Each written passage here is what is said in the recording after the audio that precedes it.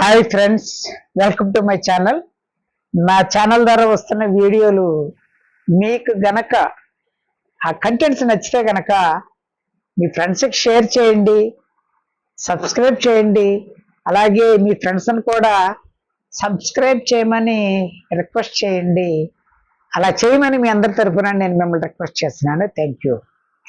ప్రతి మనిషికి ఏదో ఒక సందర్భంలో వేరే ఒక వ్యక్తితో మనకి అవసరం ఏర్పడచ్చు, సహాయం ఏర్పడచ్చు.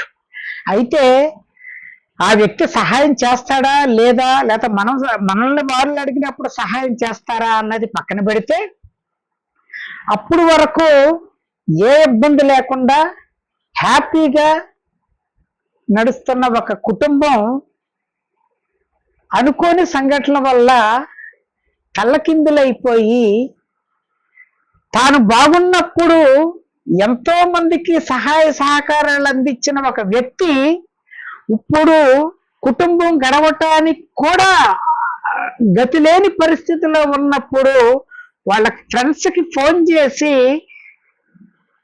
ఏం అడుగుతున్నాడో కూడా వినకముందే సెల్ ఆపేయటం, లేదా సెల్ ఎత్తకపోవటం, లేకపోతే ఇంట్లో పిల్లల ద్వారానో లేకపోతే వాళ్ళ వైఫ్ ద్వారానో డాడీ ఇంకా ఇంటికి రాలేదు, లేదా ఫోన్ మర్చిపోయి వెళ్ళిపోయాడు, లేకపోతే నిద్రపోతున్నాడు అన్న విషయాలు మనందరికీ ఏదో ఒక సందర్భంలో అనుభవం జరిగే ఉంటుంది. అయితే అటువంటి దిక్కుతోచని స్థితిలో ఉన్న ఒక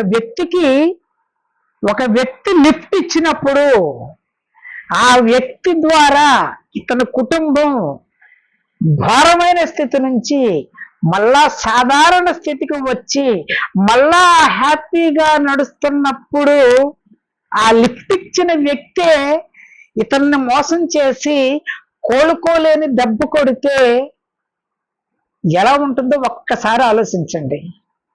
అనొచ్చు మీరు, మోసం చేసే వ్యక్తి అయితే అసలు లిఫ్ట్ ఎందుకు ఇస్తాడు అని అనొచ్చు. ఈ సృష్టిలో అన్నిటికంటే వేగంగా ప్రయాణం చేసేది ఏంటంటే మన మనస్సు. ఈ రోజు నువ్వు అన్న మాట ఒక్క క్షణం తర్వాత మారిపోవచ్చు.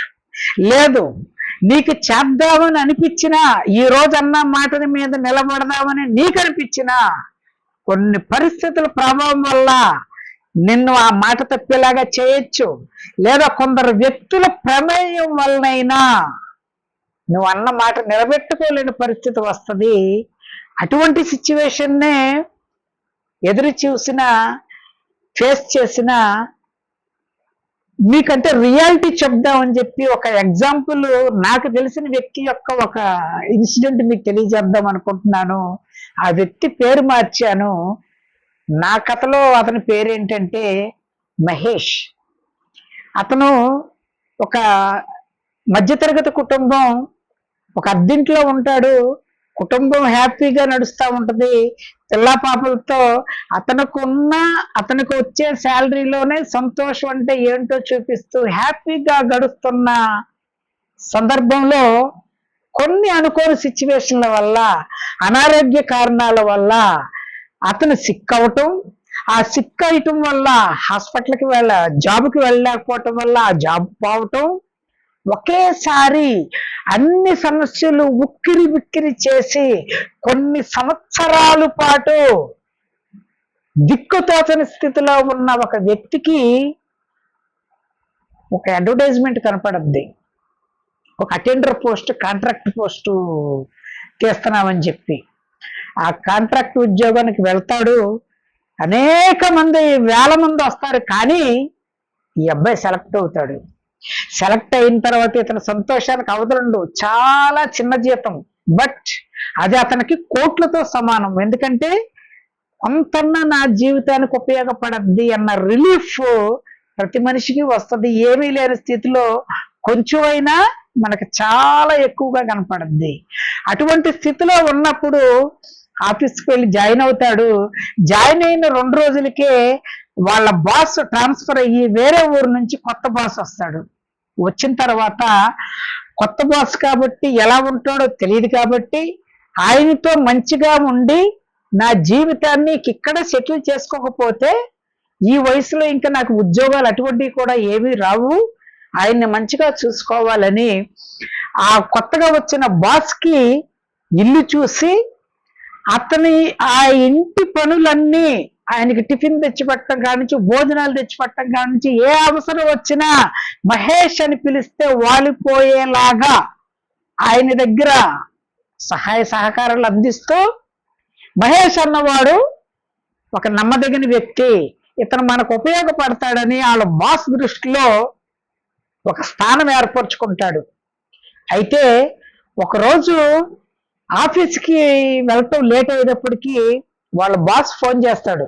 ఏంటి మహేష్ ఇంకా రాలేదేంటంటే, సార్ అనుకోకుండా మా భార్యకి అనారోగ్యం వచ్చింది సార్, హాస్పిటల్కి వస్తే వాళ్ళన్నీ టెస్టులు చేయించమన్నారు సార్ అని నీళ్ళు నవ్వులుతూ ఉంటాడు. ఏంటయ్యా ఏమైంది అంటే, నా దగ్గర డబ్బులు కూడా లేవు సార్ అంటే, అయ్యో అదేంటయ్యా మరి అలాంటప్పుడు నాకు ఫోన్ చేయొచ్చు కదా, నేను ఉన్నాను కదా అని చెప్పి నీకు డబ్బులు వేస్తాను, నువ్వు మీ ఆవిడ్ని వైద్యం చేయించుకొని నీకు ఉన్నప్పుడు ఇదిగానే ఏం పర్వాలేదు, ఇలాంటి అవసరాలు వస్తే అడుగుతా ఉండయ్యా, నువ్వు నా ఇంట్లో మనిషిలాగా నాకు సహకారాలు చేసి పెడుతున్నావు కదా అంటాడు. ఎందుకంటే ఆయనకి భార్య చనిపోద్ది, ఆయన ఒక్కడే ఉంటాడు.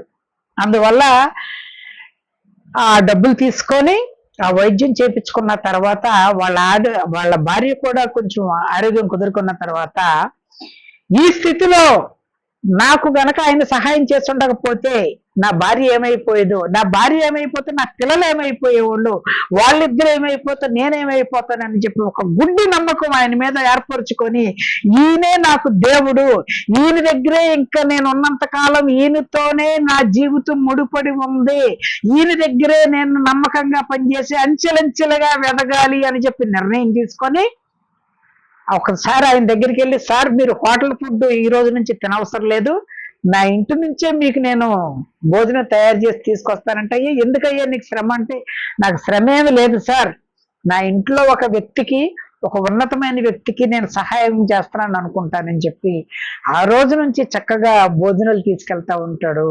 ఈ నమ్మకాన్ని చూసిన ఆయనకు కూడా సంతోషం వేసి ఒకరోజు పిలిచి, మహేష్ నేను ఇన్వెస్ట్ చేయాలంటే నాకు ట్యాక్స్ అవన్నీ పడుతున్నాయ్యా, అందుకోసమని ఒక చిట్ ఫండ్ కంపెనీ పెడదాం అనుకుంటున్నాను, నేను ఎంప్లాయీని కాబట్టి నేను పెట్టకూడదు, నీ పేరు మీద పెడతాను, ఆ వ్యవహారాలు అన్ని చూసినందుకు నా ఇన్ఫ్లుయెన్స్ ఉపయోగించి పెద్ద పెద్ద చీట్లన్నీ వచ్చేలాగా నేను చేస్తా, ఈ జీతంతో పాటు నీకు ఇంకో 10,000 రూపాయలు ఇవన్నీ చూసినందుకు ఇస్తారంటే ఆయనకి దండం పెట్టి, సార్ ఈ రోజుల్లో ఇంత సహాయం చేసే వ్యక్తిని నేను ఎక్కడా చూడలేదు సార్, మీరు అసలు నన్ను పట్టించుకోవాల్సిన అవసరం ఏముంది సార్ అని చెప్పి ఆ చిట్ ఫండ్ వ్యవహారాలు ఇవి కూడా చక్కగా చూసుకుంటే చాలా మంది ఈ బాసు పేరు చూసి ఎక్కువ మంది చీట్లు కడతారు, కానీ ఇతని పేరు మీద ఉంటుంది. అయితే కొంతకాలం ఎప్పుడూ సంతోషంగా నడుస్తా ఉన్న కుటుంబంలో సమస్యలు రావటం అన్నవి సహజం. బట్ ఆ సమస్య చిన్నగా ఉన్నప్పుడు తీరిపోతే హ్యాపీ ఫీల్ అవుతాం. అదే ఒక చిన్న పుండు అయ్యి ఆ పుండు కాలు వేలుని తీసి ఆ తర్వాత ఆ కాళ్ళు కూడా తీసేసే పరిస్థితికి వస్తాయి అని చెప్పి మనం ఊహించం కొన్నిసార్లు. అటువంటి స్థితి ఇతనికి కూడా జరిగింది. అది ఏ రూపంలోనంటే వేరే బ్రాంచ్ నుంచి ఈ బ్రాంచ్కి ఒక అసిస్టెంట్ బాస్ వస్తుంది. ఆవిడికి కూడా కుటుంబ కారణాల వల్ల వాళ్ళ భర్తను వదిలేస్తుంది. వచ్చిన తర్వాత నుంచి వాళ్ళ బాస్ వివరాలు తెలుసుకుంటే వాళ్ళకి భార్య చనిపోయింది, బాగా స్థితిమంతుడు అని తెలుసుకుంది. ఓకే, ఈయన్ని నేను సింగిల్ గానే ఉన్నాను, ఆయన సింగిల్ గానే ఉన్నారు కాబట్టి ఈయన్ని నేను పెళ్లి చేసుకుంటే గనక ఇప్పుడు వరకు సప్పగా సాగిన నా జీవితం సంతోషపడద్దన్న ఒక ఆలోచన వస్తుంది. ఆ ఆలోచన వరకు అయితే మంచిదే, కానీ అలాగ పరిచయం చేసుకుంటూ ఆయనతో పరిచయం చేసుకుంటామంటే మీకు చెప్పేదే ఉంది. మన ఉద్దేశం ఒకళ్ళు పరిచయం చేసుకోవాలంటే మనం ఎన్ని రకాలుగా ప్రయత్నం చేస్తామనేది నేను మీకు ప్రత్యేకంగా తెలియచేయని అవసరం లేదు. ఈ రోజు సొసైటీలో జరుగుతున్నవి మీరు చూస్తే కనుక మీకే అర్థమైపోద్ది.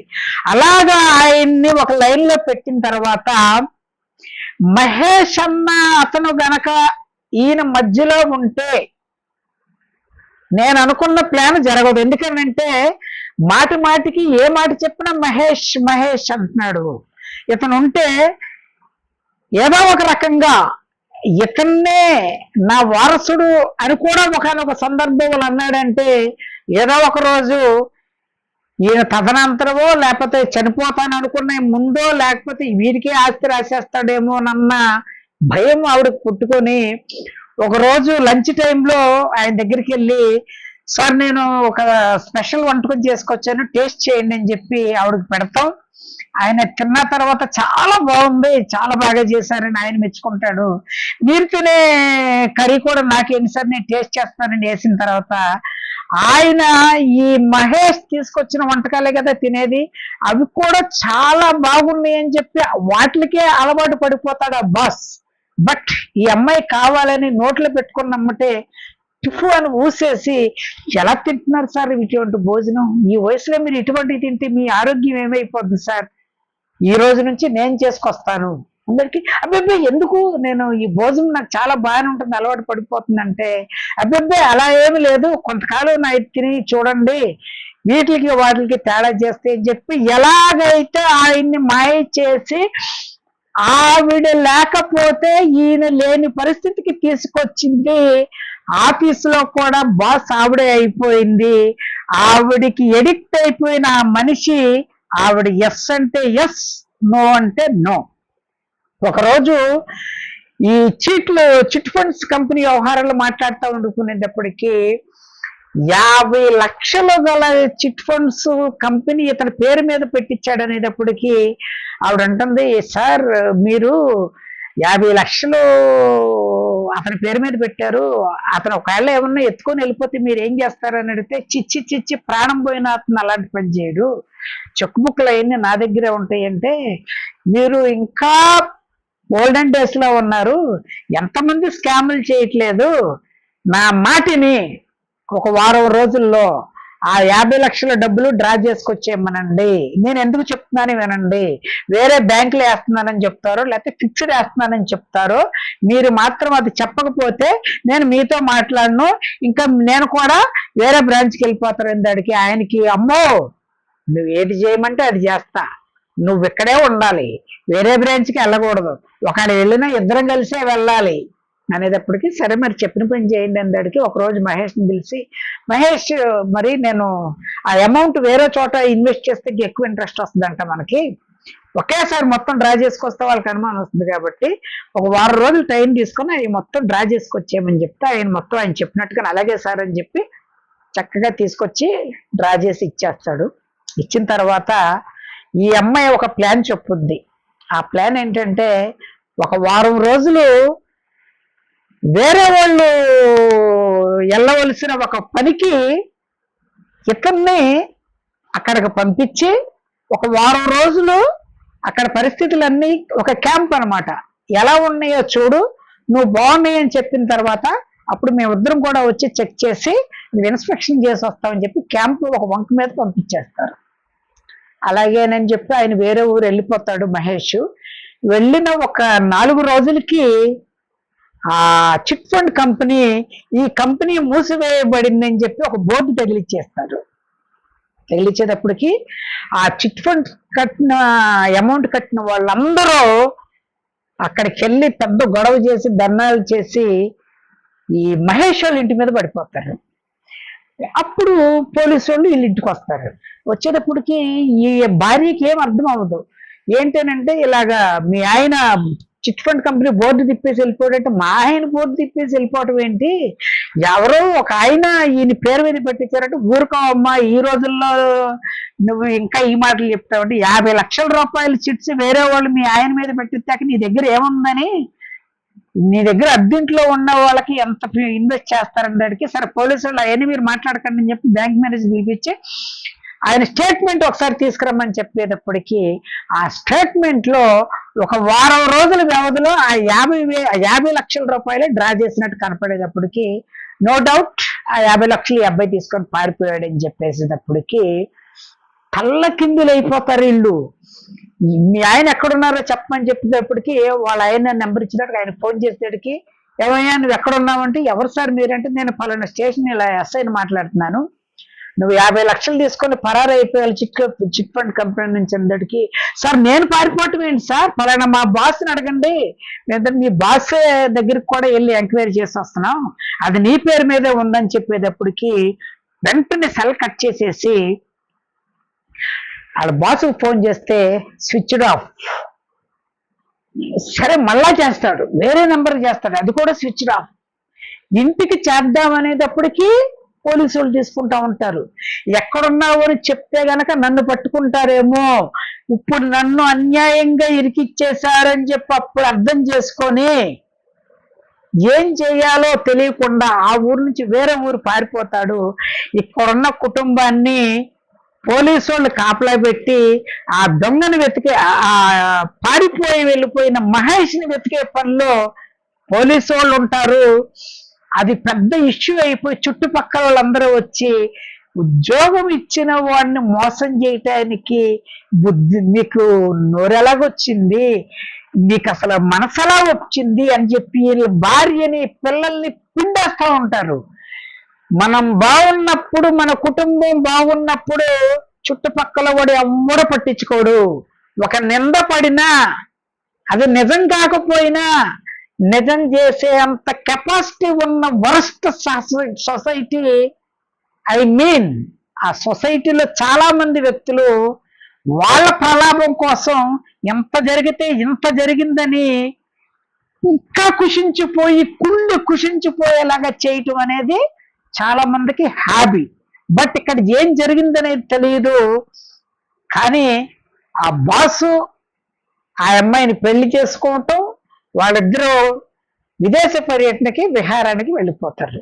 మై డియర్ ఫ్రెండ్స్, ఆ అబ్బాయి దొరికాడు, దొరికిన తర్వాత ఏమవుతాడో మీకు తెలుసు. హ్యాపీగా జరుగుతున్న కుటుంబం ఇటువంటి పరిస్థితి వెళ్తుందని అతను అసలు ఊహించుండడు. అందుకోసమనే మనకు సహాయం చేసిన వ్యక్తి ఎప్పుడు ఒకేలా ఉంటాడని మాత్రం మీరు ఊహించవద్దు, గుడ్డిగా నమ్మవద్దు.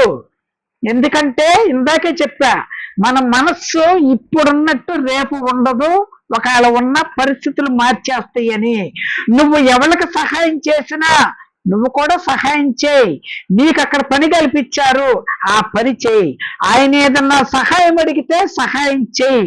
అంతేగాని ఈయనే దిక్కు అనుకొని ఈ మధ్యలో వచ్చిన చిన్న చిన్న ఆఫర్లు కూడా వదిలేసుకొని ఈయనే నీకు సర్వస్వం అనుకొని ఆయన నమ్ముకుంటే చివరికి నీ జీవితం ఏమైపోయింది? ఇది వరకు ఒక 6 సంవత్సరాల క్రితం ఉన్న జీవితం కంటే భూమిలో పడిపోయింది. ఇప్పుడు ఆ కుటుంబాన్ని ఎవరు కాపాడతారో? అందుకోసమని ఒక వ్యక్తిని నమ్మే ముందు మీ మనస్సాక్షిని అడగండి, మీ లిమిట్ లో మీరు ఉండండి. ఈ రోజులు ఎలాగున్నాయి అంటే ఎవరైతే నమ్ముతారో వాళ్ళనే మోసం చేస్తారు, ఎవడైతే మోసం చేస్తాడో వాడే ఉన్నత స్థితిలో ఉంటాడు. Thank you very much.